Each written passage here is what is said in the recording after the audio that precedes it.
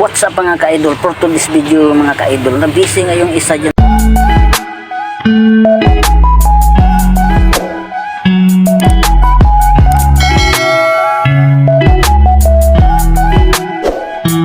So mga ka-idol, yan, panoorin sana niyo itong mga video mga ka-idol, paano yung pagbibisi kami dyan eh.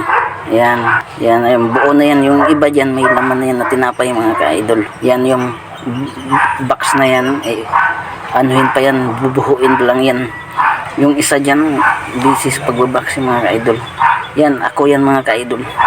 Yan, gumagawa din ako ng box dyan na tingnan nyo mga ka-idol, nagbubuo din kaya ako dyan mga ka-idol ng bandil. Yan, napakainit kasing ano na yan dyan mga ka-idol. Yung pinakita ko yung nakasulat sa box mga ka-idol, mainit kasing panahon kaya ganun, kaya tiis-tiis lang kami yan mga ka-idol. Yung isa mga ka-idol, nakikita nyo yung nagbubuhat ng nabubuo na box. Saka ako dyan mga ka-idol, nagpapaypay ako dyan eh, kaya ganun mga ka-idol.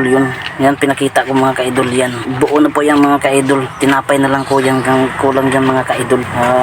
Pag may bumibili, lalagyan po yan mga ka-idol. Bisag walang bumibili, nilalagyan yan. Yung isa naghahakot yan mga ka-idol. Ang hirap na magtrabaho ngayon mga ka-idol, sa sobrang naman talagang init ang panahon natin mga ngayon mga ka-idol.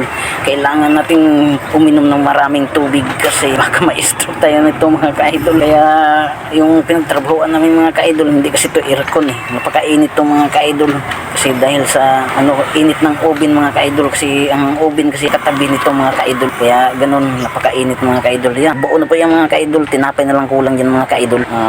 Order na kayo mga ka-idol kung gusto nyo. Nandito po yan sa Maynila, marami yan mga ka-idol. Pwede kayo makikita lang niyo yan, basta Maximus.